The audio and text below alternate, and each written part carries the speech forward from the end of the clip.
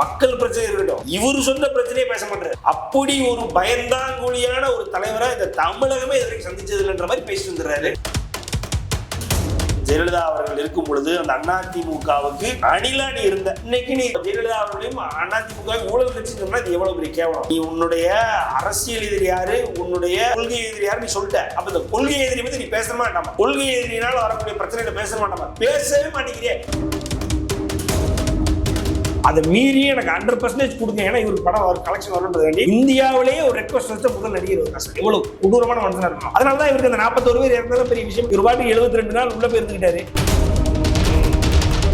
வரி வருமானம் ஆக்காம அதை ஒழிச்சு மறைச்சு வச்சிருக்காரு அப்படின்னு சொல்லி விஜய் மேல ஒரு குற்றச்சாட்டு இல்ல. விஜய் குற்றவாளியாக நிரூபிக்கப்பட்டு அவருக்கு 1.5 கோடி கட்டணும்னு அப்புறம் எவன் போட்டுனாலும் அடிக்கலாம், அடி வாங்குவாரு. அடி வாங்கிட்டு வெளியில வந்துட்டு நான் பாரு எவ்வளவு மாசு, நான் பாரு 2 வரியில பஞ்சு அடிச்சுட்டு என்னால எவனும் ஒண்ணு என்ன வேணும் ஒண்ணு பண்ணிட முடியாது, என்ன அழுத்த முடியாது, அந்த கரியர் கொடுத்துட்டு இருக்கேன், டிஎம்கேக்கு டிவிக்கு தான் போட்டி ஆச்சா சார். இந்த நாம் தமிழர்லாம் 4 பேர் இருக்காங்களா, அவங்க கேட்கிற கேள்வி கிட்ட பதில் இருக்கேன் சார்.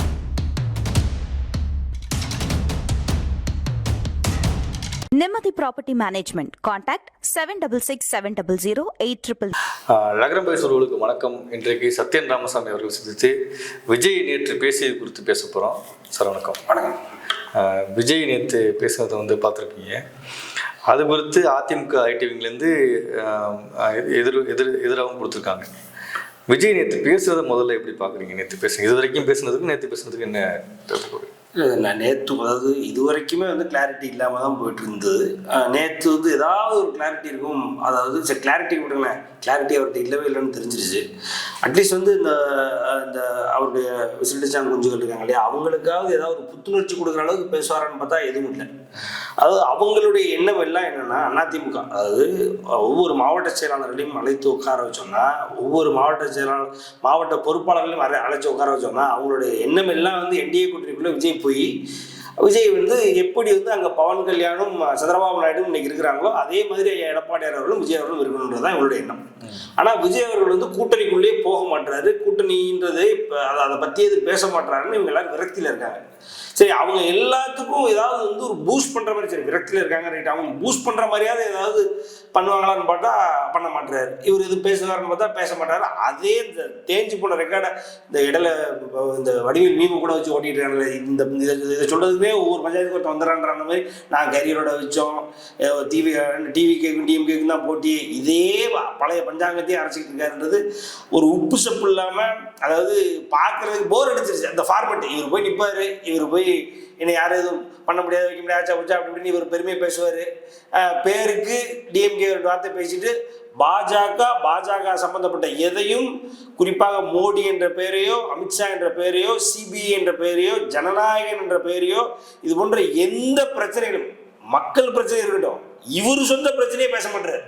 அப்படி ஒரு பயந்தாங்குழியான ஒரு தலைவரை இந்த தமிழகமே இதுவரைக்கும் சந்திச்சது இல்லைன்ற மாதிரி பேசிட்டு வந்துடுறாரு. நீங்க பயந்தாங்குழின்னு சொல்றீங்க, ஆனா அவர் என்ன சொல்றாருன்னா, நான் எதுக்கும் பயப்படுற ஆள் கிடையாது, என்னையெல்லாம் அப்படியெல்லாம் அசைச்சு பார்த்துட முடியுமா? அதுக்குதான் சார் நீங்க சொன்னீங்க பார்த்தீங்களா, ஏடிஎம்கே போட்டு அடி வெளுன்னு எடுத்திருக்காங்க. நேற்று ஏடிஎம்கே ஐடிவிங்க எனக்கு தெரிய அவங்களுடைய வரலாற்றுல திமுகவை அடிச்சு அவுட் ஆக்குறது பார்த்துருக்கோம், நம்ம பழகிருக்கோம், வச்சிருக்கோம். ஒரு 3ஆம் தர 4ஆம் தர பேரே தெரியாத ஒரு கட்சிக்காக அவங்க மெனக்கெட்டாங்களான்னா, என்னை கேட்டால் மெனக்கெடல, ஒரு போஸ்ட் போட்டதே நான் இன்னைக்கு தான் பார்க்குறேன் சார். ஒரு போஸ்ட் தான் அந்த மெனக்கெட்டு. விஜய் பேசியிருக்காரா உடனே எடப்பாடிகிட்ட போய் மைக்கு நீட்டுங்க, இவங்ககிட்ட போய் ஜெயக்குமார் அதுக்கு பதில் சொல்லுங்க, அதெல்லாம் இல்லை. அதிமுகவுடைய ரேஞ்சுக்கு விஜய்லாம் ஒன்றும் கிடையாதுங்களேன். அப்போ அதிமுக இதுக்கு என்னடா ரிட்டாலியேஷன் ஒன்றும் இல்லை, நல்லா போட்டு வெளுன்னு ஒரு போஸ்ட்லேயே வச்சு நார்சிஸ்டிக் பிஹேவியர், அன்டியூ இன்ஃப்ளூயன்ஸ், அது இதுன்னு இருக்கிற எல்லாத்தையும் போட்டு இந்த ஆளை எப்படி உரிக்கணுமோ உரிச்சிருக்காங்க. ஏன்னா அதிமுக தெரியும் சார். விஜய்ன்றவர் பார்த்தீங்க அப்படின்னா ஒன்றும் இல்லை, அவருடைய இரட்டை நாடகம், அவருடைய எல்லாம் 2010 அவருடைய முதல் படம், ஒரு படம் சிக்கலுக்கு ஆகுது. என்ன சிக்கல்னா காவலன் அப்படின்ற ஒரு படம். அது வரைக்கும் பார்த்தீங்கன்னா ஒரு வேட்டைக்காரன், சுறா அப்படின்னு எல்லாமே டிஎம்கே சம்மந்தப்பட்டு, சன் டிவி சம்மந்தப்பட்டு படத்தை ஓட்டி நல்லா ஜெயின்னு ஒரு பேர் வாங்கிட்டு இருக்காரு. அப்புறம் காவலன் ஒரு படம் வருது. காவலன்ற ஒரு படம் வரும்பொழுது அப்போதான் ப்ரொடியூசராக இருக்கார். ப்ரொடியூசராக யாராக இருக்காருன்னா உதயநிதியாக இருக்கார். உதயநிதி அந்த படத்தை ப்ரொடியூஸ் பண்ணி, இந்த படத்தை குருவின்ற ஒரு படத்தை ப்ரொடியூஸ் பண்ணி, இன்னைக்கு எதுக்கு அந்த உதயநிதியை அன்னைக்கு ஃபீல்டுக்குள்ளே கொண்டு வந்து இன்னைக்கு தமிழ் சினிமாவினுடைய கிட்டத்தட்ட ஒரு செல்லரிப்பாக பார்க்கக்கூடிய அந்த ரெட் ஜெயண்ட்டை உள்ளே கொண்டு கொண்டு வந்ததே அண்ணன் தான். யாரு? தளபதி விஜய் அவர்கள் தான் உள்ள கொண்டு வந்து அந்த பிரச்சனை, அந்த ரெட் ஜெயின்ட்ன்றது அண்ணனுக்கு எப்படி எதிராக மாறுதுன்னு பாருங்களேன். அப்போ என்னன்னா அண்ணன் ஃபுல்லா, அதாவது திமுகவுக்கு தான் ஆதரவுன்ற அளவுக்கு திமுக ஆதரவு மண்ணில் உள்ள சுத்திக்கிட்டு இருக்காப்புல. இந்த 2011 எலெக்ஷன்ல திமுக சீட்டு வாங்கிடணும். இடையில பார்த்தீங்கன்னா காங்கிரஸ் போய் சந்திச்சார் 2007 அப்படி இப்படின்னு 2006 டு அந்த 2011 ரெஜிம்ல டிஎம்கேவுடைய அந்த மிக கொடூரமான கேவலமான ஆட்சியில அண்ணனுடைய முழு சப்போர்ட் டிஎம்கே தான். அப்போ 2010 வருது. அப்போ மன்மதரம்புன்னு ஒரு படத்தை தயாரிச்சு வச்சிருக்காரு. அப்போ 2010 மன்மதரம்பு நான் வந்து தீபாவளிக்கு ரிலீஸ் பண்றேன், அதனால ஏற்கனவே ரிலீஸ்னு சொல்லி வச்சிருந்த காவலன் தள்ளி போகுது. காவலன் தள்ளி போனோடனே அடுத்த ஆட்டோமேட்டிக்கா சரி அப்போ ஓகே அப்படியா சரி ரைட் அப்ப நான் என்ன படிக்கிறேன் அப்படின்னு தம்பிக்கு பயந்த, அதாவது உதயநிதிக்கு பயந்த விஜய் டிசம்பர்ல இறக்கிறேன்னு ஒரு டேட்டு குறிக்கிறாரு. உதயநிதிக்கு என்ன ஆயிடுச்சு, தீபாவளிக்கு இறக்க முடியல ஒரு சில காரணங்களால. நானும் டிசம்பருக்கு அதே டேட்டில் தான் வரேன், நீ இன்னும் தள்ளிப்போ அப்படின்னு சொல்லி உதயநிதி விஜய் டிமாண்ட் பண்றாரு. உதயநிதி விஜய் டிமாண்ட் பண்ணுவோம், என்னடா இப்படி சொல்ற அப்படின்னு சொல்லி, நீ நானும் ஃப்ரெண்டு, நம்மளாம் ஒரே கூட்டம், நம்மளாம் ஒரே குடும்பம் நினைச்சோமே, டிஎம்கேக்கு தான் ஓட்ட போட திருப்பம் நினைச்சோமே, அதெல்லாம் முடியாது போங்க அப்படின்னு சொல்லி அனுப்பிட்டாங்க. அடிச்சு அண்ணனை பத்திட்டாங்க. அண்ணனை பார்த்துனோன்னு 2011 பொங்கலுக்கு அண்ணன் ரிலீஸ் ஆனாரு. கூட இந்த சைடு ஆடுகளும் இந்த சைடு சிறுத்தை, ரெண்டு எப்படி இட்டு நமக்கு தெரியும். ரெண்டு சைடு அண்ணனை லெஃப்ட் ரைட் வாங்குச்சு, ரெண்டும் நடுவில் சிக்கி சின்ன படமாயி அண்ணனுக்கு இப்படி ஒரு படம் வந்து எவனுக்கும் தெரியாது, எவனும் அக்னாலேஜ் பண்ண மாட்டான். அப்படி ஒரு ஏற்கனவே ரீமேக் தான். அண்ணனுக்கு ஒரு 2-3 படம் தொடர் தோல்வி ஆயிடுச்சுன்னா அவன்கிட்ட ரீமேக் காலில் விழுந்துருவாப்புல. அப்படி வந்த படம் காவலன். அதுக்கப்புறம் என்ன இப்படி பண்ணிட்டீங்களே அப்படின்னு உடனே அதிமுக போய் சந்திச்சு, ஜனவரி மாதம் ரிலீஸ் ஆகுது காவலன். உடனே போய் அதிமுக ஜெயலலிதா அவர்களை சந்திச்சு, நான் உங்களுக்கு வாழ்நாளுக்கு அடியிலா இருக்கேன் அப்படின்னு அதிமுக. அப்ப அதிமுக தெரியும்ல, அதிமுகவுக்காக வேலை பார்த்தாங்க. யார் வேலை பார்த்தாங்கன்னா, இன்னைக்கு மாவட்ட செயலாளர் இருக்கக்கூடியவங்க அன்னைக்கெல்லாம் அட்ரஸே இல்லாமல் இருந்தாங்க. அவனுக்கு இன்னைக்கு அட்ரஸ் கிடையாது, அன்னைக்கு அட்ரஸ் இல்லாமல் இருந்தவங்க ஃபுல்லாக வேலை பார்த்தாங்க. அதை விஜயே ஒரு இடத்துல சொல்லுவார். வேலாயுதம்க்கு பாடல் ரிலீஸ் இருக்கும். அந்த பாடல் ரிலீஸ் இதில் போயிட்டு சேலத்தில் அது மாதிரி நான் வந்து எங்கள் அப்பா மூலயமா நான் தெரிவித்தேன், அதாவது அம்மா அவருடைய ஆட்சி வரணும்னு. அப்போ அம்மா அவருடைய ஆட்சி வந்தது ரொம்ப சந்தோஷம், நீங்கள்லாம் அதுக்கு உதவுனீங்க. அப்போ ஒரு ஒரு ஒரு ஜெயலலிதா அவர்கள் இருக்கும் பொழுது அந்த அதிமுகவுக்கு அணிலா நீ இருந்த தானே, இன்னைக்கு நீ அணிலா தான் இருக்க, அணிலா இருந்த. இன்னைக்கு நீ ஜெயலலிதா அவர்களையும் அதிமுக ஊழல் கட்சின்னு சொன்னா இது எவ்வளவு பெரிய கேவலம். அப்ப நீ ஆதரவு கொடுத்தானே வந்தோம் நாங்க, ரைட்டா? அதுலேயே எழுதியிருக்கேன் சார். 2வது நறுக்குன்னு ஒரு கேள்வி கேட்டா, வெண்ண நீ ஆதரவு என்னை ஊழல் கட்சின்றிய, என் கட்சியில கல்வியை பற்றி இருந்தாலும் நீங்க கூட இருக்கான். அப்ப என்ன மாதிரி லாஜிக்? ஒரு லாஜிக்கோட பேசவே மாட்டேன் நீ அப்படின்றான். அவன் அழகா கேட்கறான். அதிமுகவினுடைய முன்னாள் எம்எல்ஏக்கள் உடனே அப்படியே ஒரு 10-20 பேர் போன டேர்ம்ல முந்தின டேர்ம்ல இல்லை 30 வருஷம் முன்னாடி எம்எல்ஏ இருந்திருப்பான் தெரியுமா? அவெல்லாம் அந்த ஊர்ல நம்ம போனதே பழைய எம்எல்ஏ வீடு அப்படின்னு போனா அந்த ஈச்சர்ல உட்காந்துருப்பாங்க வெளியில துண்டு போட்டுக்கிட்டு. அந்த மாதிரி இந்த 30 வருஷம் முன்னாடி உள்ள எம்எல்ஏ 2-3 பேர் உள்ள போயிருக்காங்க. அப்ப அப்பெல்லாம் தெரியல உனக்கு இது ஊழல் கட்சின்னு. சும்மா எவனா எழுதி கொடுத்தா நீயும் இவங்களை தீய சக்தின்னு சொல்லியாச்சு, இப்போ அவங்களே தான் சொல்லணும் அப்படின்றதுக்காண்டி என்னதே எழுதி வாங்கிட்டு வந்தேன்னா இல்லை சொந்தமா இப்போ நீங்க எழுதி கொடுத்தாங்கன்னு சொன்னீங்க, சொந்தமா அவர் யோசிப்பாரா விஜய் பத்தி? எனக்கே தெரியல சார், சத்தியமா. நானும் சார் விஜய் விஜய் நீங்க ஃபாலோ அதான் சார் எவ்வளவு கேவலமும் பேசியிருக்கேன். அதாவது விஜயனுடைய விஷயங்களை விஜய் பத்தி தரவுகளை அக்கா எடுத்து வச்சிருக்கேன். அப்போ கூட இவ்வளவு கேவலமா இவ்வளவு மோசமா இருந்தாலும் இருப்பாருன்னு நான் நினைக்கவே இல்லை சார். ரொம்ப ரொம்ப மோசமா இருக்காரு. சரி இவர் கூட இருக்கவன் தான் அப்படின்றது நமக்கு தெரியும். ஒருத்தனுக்கு அறிவு கிடையாது. ஒருத்தர் ஒண்ணும் இல்லை. அந்த புஷியானது பாருங்க, அன்னைக்கு சொல்லிருக்காரு ஏதோ இது கான்ஸ்டியூஷன்ல எழுதியிருக்காங்களா 3-4 தொகுதி தான் ஒருத்தர் நிக்க முடியும்னு. ஒருவேளை 234 தொகுதியில் நிக்கலாம்னா அண்ணன் எல்லா தொகுதியிலும் ஜெயிச்சுருவாருன்னு இருக்கான். 3-4 தொகுதியில நிக்கலாம்னு நினைச்சிட்டு இருக்காங்க. அப்ப யோசிங்க எவ்வளவு மோசமான ஒரு கூட்டத்தை கூட சுத்திட்டு இருக்காரு அப்படின்னு. சரி இவர் கொஞ்சமாவது யோசிப்பார், யோசிச்சு பேசுவார் அப்படின்னா அந்த நாமக்கல்ல போய் ஒரு மாதிரி லூசுத்தனமா பேசிட்டு இருந்தார். நாமக்கல் கவிஞருக்கு எதுவுமே பண்ணல, நாமக்கல் கவிஞருக்கு நீங்க ஒரு மணிமண்டபம் கட்டணும்னு சொன்னீங்க, மணிமண்டபமே கட்டல. நாமக்கல் எம்எல்ஏ அப்படியே கூட்டு போறாரு ஒரு செட்டை, ஒரு கேமராமேன் ஒரு குரூப்பை கூட்டு போய் அந்த விஜய்ன்றவர் அந்த பனையூர்ல இருப்பாரு, அதுல இருந்து வெளில வரமாட்டார், ஊருக்குள்ளேயே தான் இருப்பாரு அவர்கிட்ட இதை போய் வீடியோ எடுத்து காட்டுங்க. பனையூர்ல நாமக்கல் கவிஞர் ஏற்கனவே நாங்கள் கெட்டியாச்சு, துறப்புக்கு மட்டும் தான் இருக்கு, துறப்புக்கு தான் பாக்கின்னு காமிச்சார். இந்த மாதிரி தரவுகள் எல்லாமே பொய், தரவுகள் எதுவுமே தெரியல. அதுல என்னன்னா பொய் தெரியலன்றது வந்து அவங்க அறிவு. இப்போ உங்களுக்கு ஒரு விஷயம் தெரியுது அப்படின்னா நீங்க அறிவாளி, எனக்கு தெரியலன்னா நான் முட்டாள், அவ்வளவுதான். ஆனா நீங்க நாசுக்கா, அதாவது எதை சொல்லணும் எதை சொல்லக்கூடாதுன்னு ஃபில்டர் பண்ணி தெரியுமா? அதுலதான் நான் விஷமா நீங்க விஷமான்னு தெரியும் சார். இந்த ஆளு ரொம்ப ரொம்ப விஷம். ஏன்னா நேற்று பேசும் பொழுது நீ தைரியமான ஒரு ஆம்பளை, நீ உன்னுடைய அரசியல் எதிரி யாரு, உன்னுடைய அதாவது ஆத்மார்த்தமான எதிரி யாரு, கொள்கை எதிரி யாரு நீ சொல்லிட்ட. அப்ப இந்த கொள்கை எதிரி பத்தி நீ பேச மாட்டாமா? கொள்கை எதிரினால வரக்கூடிய பிரச்சனைகளை பேச மாட்டாமா? பேசவே மாட்டேங்கிறிய. எவ்வளவு தூரம் உன்னை கேட்டாச்சு, பேசவே மாட்டேங்கிற. அப்ப என்ன மாதிரியான ஒரு நிலைப்பாடு, எவ்வளவு வஞ்சம் இருக்கு, எவ்வளவு வன்மம் இருக்கு. இவர் வந்து பிரஸ் எல்லாம் பார்க்க மாட்டாரு சார். அவருக்கு சார் பிரஸ்ஸை பார்த்தாலும் சண்டை, அவருக்கு கோபம் வந்துடும் சார். அவர்லாம் வந்து பார்த்தீங்கன்னா கம்ப்ளீட்டாக பிறக்கும் போதுலேருந்து ஒரு சில்வர் ஒரு பிளேட்டில் சில்வர் ஸ்பூனில் சாப்பிட்டு பழகி வளர்ந்து வந்தவர். அவரை போயிட்டு ஒரு இடத்துல கச்ச கச்ச நிறுத்துங்க, அவங்களை திருப்பி திருப்பி நான் கேள்வி கேட்பேன், நீ கஷ்டப்படுவீங்க அப்படின்னா எப்படி கஷ்டப்படுவார்? நீங்கள் இது ஒரு வார்த்தை, இது ஒரு டேர்ம் நம்ம எல்லாரும் யூஸ் பண்ணுறோம்னு நினைக்கிறீங்க. நீ யோசிச்சு பாருங்களேன். இப்போ நம்மளை மாதிரி ஒரு பணக்கார பையன், நம்ம கூட ஒரு ஃப்ரெண்ட் இருப்பான் பணக்கார பையன், அவன் நம்மளை மாதிரி ஒரு இடத்துல வந்து நிற்பான நிற்க மாட்டான். ஏய் மச்சான் அதில் ஏட்டா போகணும், வாடா இதில் போகலாம், கேப் போட வேண்டாம் அப்படின்பா. நம்ம பைக்கில் ரேப்பிடோவில் போவோம், கேப் போடும். அவங்க மனநிலை அப்படிதான் சார். நம்ம அதை ஒரு நிமிஷம் யோசிச்சு பார்க்கணும். நம்ம கூட இருக்கிறது அப்போ அவர் எந்த இடத்துல அவரால் கஷ்டப்பட முடியாது. எந்த இடத்துல சார் ஒரு ஒரு பிரைவேட் ஜெட்ல போயிட்டு, பிரைவேட் ஃபிளைட்ல போயிட்டு, பிரைவேட் பஸ், எல்லாமே ஒரு பிரைவேட் தான் வேணும். அவரால் இப்போ சூப்பர் ஸ்டார் ரஜினிகாந்த், ஒரு ஒரு தலை அஜித் பல இடங்களில் போவாங்க வருவாங்க, கூட்டத்தில் எத்தனை இடத்துல பார்த்துருப்போம், எத்தனை ஏர்போர்ட்டில் பார்த்துருப்போம், அவங்க உள்ள போனவொடனே கத்துவாங்க. இவருக்கு அந்த மாதிரியான சீனே கிடையாது. அப்படியே கூட்டமாக ஒரு இடத்துல போனாலும் எட்டி பார்த்தா அந்த படத்தில் குருவே இருக்கும், அந்த படத்தோட குருவே இருக்கும். அதாக இவங்கெல்லாம் வந்து அந்த கஷ்டப்பட ரெடியே கிடையாது சார். ஏன் கஷ்டப்படணும்? நமக்கு என்ன இருக்கு, ஏன் கஷ்டப்படணும்? படைய மாட்டார். இல்லை கஷ்டப்படாமல் ஆட்சியை பிடிக்க முடியாதுல்ல. அவர் தான் நினச்சிக்கிட்டு இருக்காரு. அதான் சார் நம்ம சொல்லிக்கிட்டு இருக்கோம். நீங்கள் சொல்றீங்க உங்களுக்கு தெரியுது அரசியல், எனக்கு ஓரளவுக்கு தெரியுது, நான் பேசுகிறேன். அவருக்கு தான் தெரிய மாட்டேங்குது. அதான பிரச்சனை. அது அவருக்கு என்னன்னா பேசிக்கிட்டே இருக்காரு. பேசிக்கிட்டே இருக்கும் பொழுது என்னையெல்லாம் அழுத்தம் கொடுத்து யாராவது அட வெண்ண ஒரு படத்தை உன்னால ரிலீஸ் பண்ண முடியுதா? அந்த படத்தை ரிலீஸ் பண்றதுக்கு உன் மேல எவ்வளவு அழுத்தம் கொடுக்குறாங்க, நீ அதுக்கு வாய் திறக்காம இருக்க. இதை விட வேற அழுத்தத்துக்கு என்ன? நீ சொல்ற ஸ்டேட்மெண்ட்டே எவ்வளவு தவறான ஸ்டேட்மெண்ட் சார். அங்க நீ யோசிங்க, அங்க இருக்கவங்க பூரா இவங்க விசில் அடிச்சுக்கிட்டே உட்காந்துருக்காங்க, விசில வாங்கி வச்சு ஊதி உட்காந்துருக்காங்க. அதுல ஒரு ஜேர்னலிஸ்ட் உங்களை மாதிரி ஒருத்தன் உட்காந்துருந்தாங்க, டக்குனு திருப்பி கேட்பானே, என்ன உன்னை அழுத்தவே முடியாதுன்ற அங்கே ஒருத்தன் அழுத்தி உன்னை உட்கார வச்சிருக்கான். வாயை திறக்க பண்ணுறவனை பற்றி ஜனநாயகம்னு ஒரு வார்த்தை வரல, சிபிஐன்னு வரல, சுப்ரீம் கோர்ட்டில் 27 ஜனவரி மாதம் கேஸ் இருக்கு, அதை பற்றி இது வரல, எதுவுமே வரல. அப்புறம் என்ன உன்னை அழுத்தமே கொடுக்க முடியாதுன்ற? அழுத்தம் கொடுத்ததே தலைவர் படத்தில் இதே அதிமுக இன்னைக்கு ஊழல் கட்சின்றியே, அன்னைக்கு அந்த அதிமுக காலில் விழுந்து எனக்கு ஏறக்குறைய கட்டி நின்று 5 மணி நேரம் நின்றுருக்காரு சார். இந்த ஆளு ஊருக்காக ஒரு ஸ்டூலா, கூர்கா ஒரு ஸ்டூல்ல உட்காந்துருக்காரு. அந்த கூர்கா எழுந்துச்சு இவரு இங்க பெரிய நடிகராச்சு அப்படின்னு சொல்லி அவன் சேர கொடுத்து உட்கார வச்சிருக்கான். அவன் பாவம் பக்கத்துல நின்றுருக்கான். அந்த மாதிரி 5 மணி நேரம் அம்மாவுடைய எஸ்டேட்ல உட்காந்து அந்த படத்தை இறக்குனாரு. அதுக்கப்புறம் வீடியோ போட சொல்லி, நீ வீடியோ போடு, அம்மாவுடைய ஆட்சி பற்றி பெருமையா பேசி வீடியோ போடுன்னு அடிச்சு அழுத்தத்தை கொடுத்து வீடியோ போட வச்சு அதுக்கப்புறம் தான் படம் இருந்துச்சு சார். மெர்சல் படம் ஒரு என்ஓசி, அதான் சார் இன்ஃப்ளூயன்ஸே கிடையாது சார். இந்த ஆளுக்கு ஒரு சாதாரண ஒரு நடிகனுக்கு இருக்கக்கூடிய இன்ஃப்ளூயன்ஸே இந்த ஆளுக்கு கிடையாது.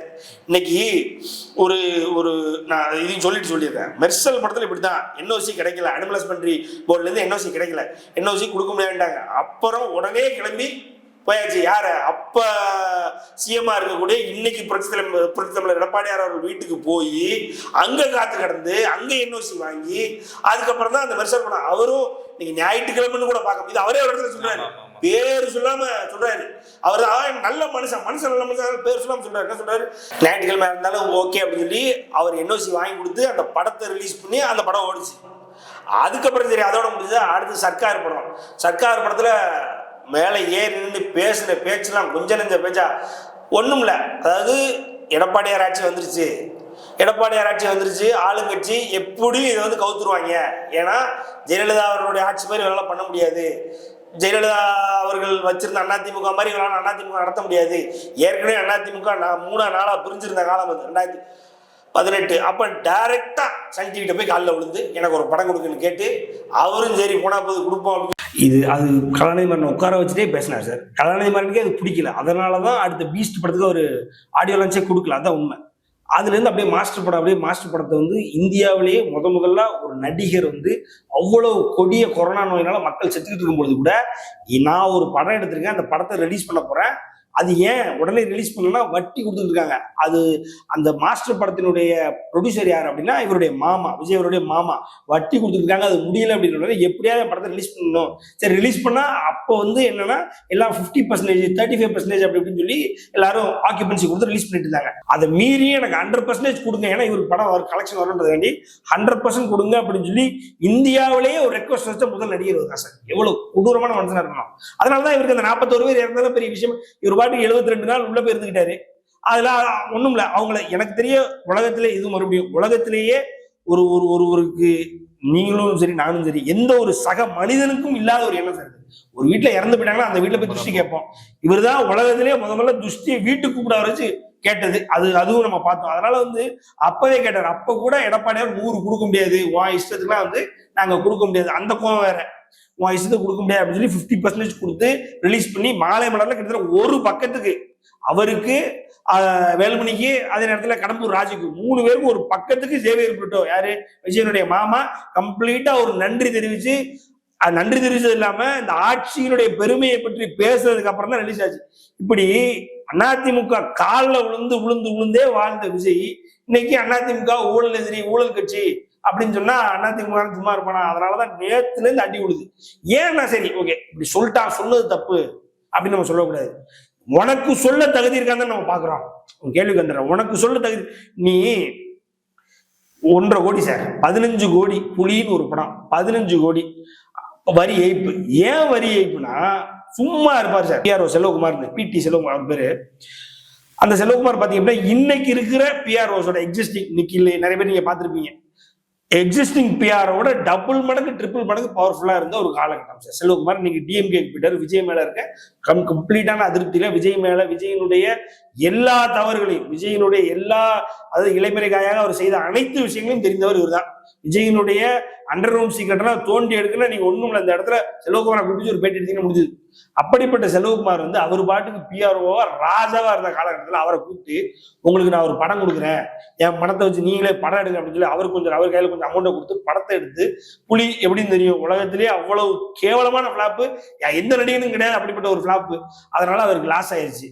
அவரு மேல இவர் கொடுத்த பணத்தை அவருக்கு பணம் அப்படின்னு சொல்லி காமிச்சு ஏமாத்திட்டாங்க. ஏமாத்தி இந்த கதையை நடத்திட்டாங்க. 2009 நினைவு செய்ய 2019 காலகட்டத்தில் ஒரு ரைடு. அந்த ரைடுல பாத்தீங்க அப்படின்னா அது பூரா விஜயனுடைய பணம் அப்படின்னு சொல்லி ஏறக்குறைய 15 கோடி தன்னுடைய பணத்தை தன்னுடைய பிஆர்ஓ பணமா காட்டுறாரு அப்படின்னு சொல்லி 15 கோடிய வரி, அந்த 15 கோடி வருமானத்தை வரி வருமானம் ஆக்காம அதை ஒழிச்சு மறைச்சு வச்சிருக்காரு அப்படின்னு சொல்லி விஜய் மேல ஒரு குற்றச்சாட்டு இல்ல, விஜய் குற்றவாளியாக நிரூபிக்கப்பட்டு அவருக்கு 1.5 கோடி கட்டணும்னு அபராதம். 15 கோடியை ஒழிச்சு வச்ச காரணத்தினால, 15 கோடி இன்கம் காட்டாத ஒரு காரணத்தினால 1.5 கோடியை அவரு ஃபைனா கட்டணும்னு அவரை ஒரு குற்றவாளி என்று அன்னைக்கு கோர்ட் தீர்ப்பு சொல்லி விஜய் ஒரு ஊழல் குற்றவாளி என்று, அதாவது இன்கம் டாக்ஸ் ஒரு டாக்ஸ் இவேடர், அதுவும் ஊழல் தானே, அது ஒரு குற்றம் தானே. சரி எனக்கு வர வருமானம் அதான் நீங்க அதிமுக தெளிவா எழுதியிருக்காங்க. உன்னுடைய இன்ஃபுளுன்ஸ்னால ஒரு சட்டத்திட்டங்களுக்கு உட்பட்ட ஒரு விஷயம் நீ உன்னுடைய இன்ஃபுளுன்ஸ்னால ஏதோ ஒரு வகையில அதை பைபாஸ் பண்ணியோ அதை எக்ஸ்பெக்ட் பண்ணி, அதாவது ஒரு சீக்கிரமா நடத்தணும்னு நீ ஒரு வேலையை பார்த்தேன்னா அது தவறு. அதைத்தான் நீ அதிமுக பயன்படுத்தி தான் பண்ணுன அப்படின்னு சொல்லி அதிமுக தெளிவா சொல்லுது. அப்ப அந்த 1.5 கோடி நீ கட்டிட்டியா, அதையும் கட்ட மாட்டேன், நீங்க லேட்டா எனக்கு ஃபைன் போட்டுருக்கீங்க அப்படின்னு போய் நின்று விஜய். அதுவும் அந்த ஊழல் வழக்கு நான் வரப்போகுது. இந்த எப்படி ஜனநாயகம் வருதா வரலன்னு உட்காந்துருக்காங்க தெரியுமா? நாளைக்கு அடுத்த மாசம் அந்த ஊழல் வழக்குக்கும் கிட்டத்தட்ட சொல்லிட்டாங்க, கண்டிப்பா கெட்டியாகணும்னு சொல்லிட்டாங்க. அதுதான் உண்மை. அதே மாதிரி ரோல்ஸ் ராய்ஸ் காரை வாங்கி பாண்டிச்சேரி ரெஜிஸ்ட்ரேஷன், இது ரொம்ப எல்லாரும் பண்றதுதான், பணக்காரன் எல்லாரும் பண்றதுதான்.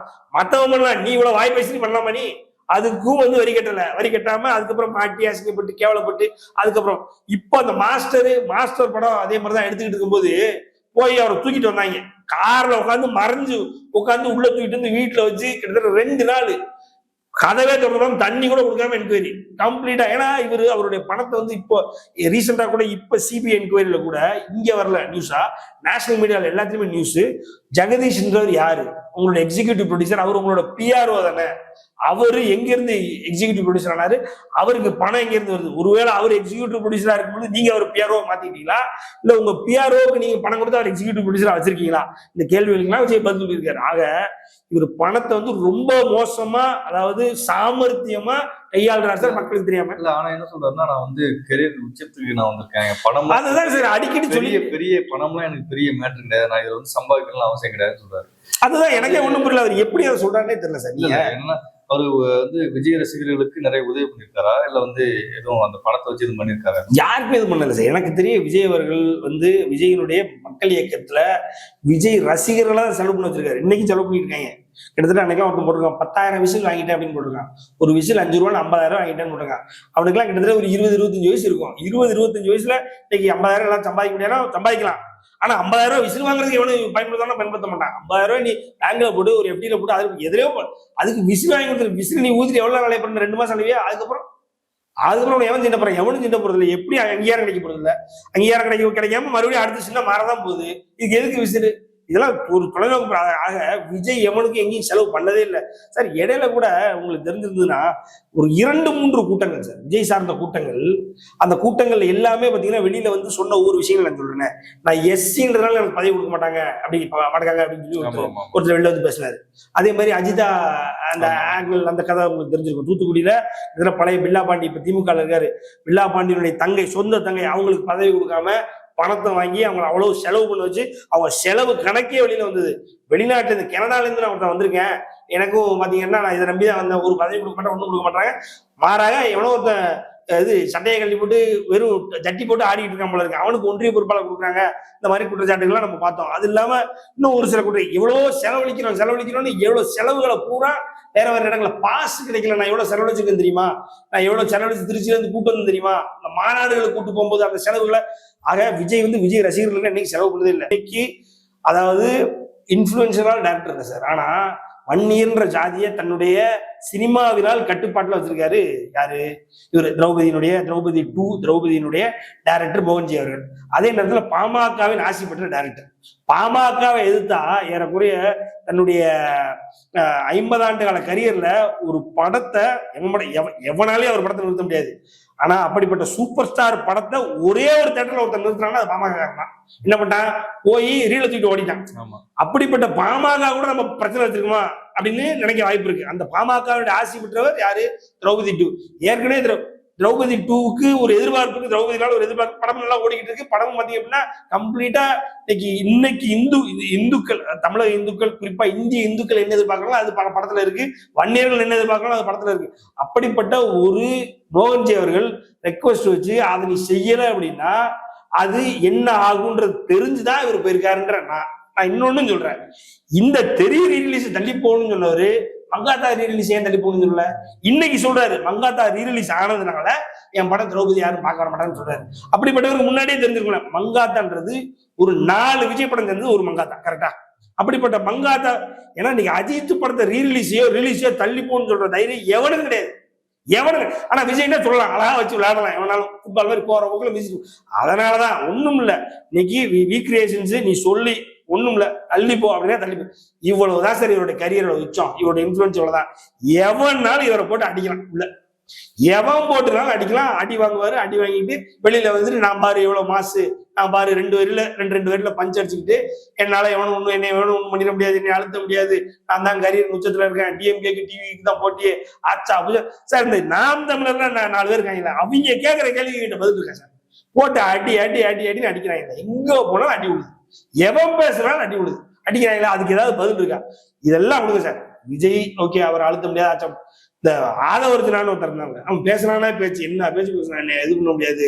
6 மாசத்துல வந்து நான் யாருன்னு காட்டுறேன், யார் ரவுடின்னு உங்களுக்கு காட்டுறேன். ஆச்சா நேற்று நல்லா தெரியாதனமா மொத்த விசிக்காவே என் கட்சிக்குள்ள எழுத்துட்டேன், தாவைக்கால எழுத்துட்டேன்னு பேசிட்டான்.